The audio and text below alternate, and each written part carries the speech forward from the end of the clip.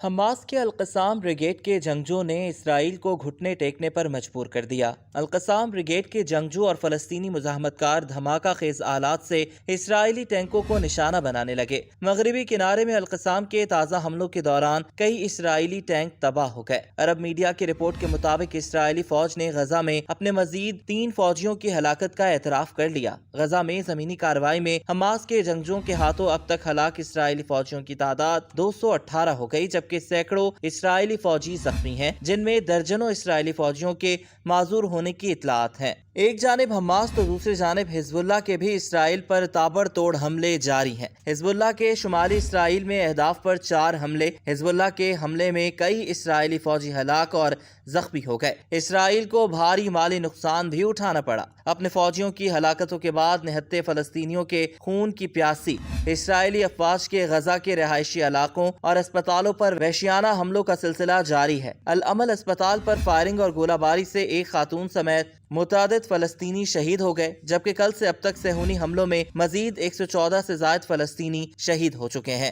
مقبوضہ مغربی کنارے میں بھی اسرائیلی فوج کی جارحانہ کارروائیوں میں کوئی کمی نہیں آ سکی۔ صہیونی افواج نے اسپتال میں زخمیوں کو بھی نہیں بخشا اور طبی عملے کے بھیس میں اسپتال میں گھس کر فائرنگ کر کے 3 فلسطینی نوجوانوں کو شہید کر دیا، جبکہ اسرائیل سے ملنے والی 100 نامعلوم فلسطینیوں کی لاشوں کو اجتماعی قبروں میں دفن کر دیا گیا۔ واضح رہے کہ غزہ میں 7 اکتوبر سے اب تک اسرائیلی حملوں میں شہید ہونے والے فلسطینیوں کی تعداد 27,121 سے تجاوز کر چکی ہے، جبکہ 65,636 سے زائد افراد زخمی ہو چکے۔ اسرائیل کے وحشیانہ حملوں اور بلا تفریق بمباری سے شہید اور زخمی ہونے والوں میں نصف سے زائد تعداد صرف بچوں اور خواتین پر مشتمل ہے۔ اس کے علاوہ اسرائیلی فوج نے مقبوضہ مغربی کنارے کے متعدد شہروں سے مزید 18 فلسطینیوں کو گرفتار کر لیا۔ فلسطینی اسیران کلب کے مطابق مقبوضہ مغربی کنارے میں 7 اکتوبر سے اب تک 6,390 فلسطینی گرفتار کیے جا چکے۔ دوسری جانب اسرائیل اور حماس کے درمیان ثالثوں کی جانب سے اسرائیلی یرغمالیوں کی رہائی کے لیے نئے معاہدے کی کوششوں کا سلسلہ بھی جاری ہے۔ حماس کا کہنا ہے کہ مجوزہ تجاویز کی قبولیت اسرائیلی جارحیت کے خاتمے اور قابض افواج کے انخلاء سے مشروط ہے۔ حماس کے پولیٹیکل بیورو کے سربراہ اسماعیل ہنیہ نے کہا کہ حماس کسی بھی سنجیدہ تجویز پر بات کرنے کے لیے تیار ہے۔ اسماعیل ہنیہ نے کہا کہ ہم اپنے قیدیوں کی رہائی کے لیے ضمانت چاہتے ہیں کہ اسرائیل دوبارہ گرفتار نہ کرے۔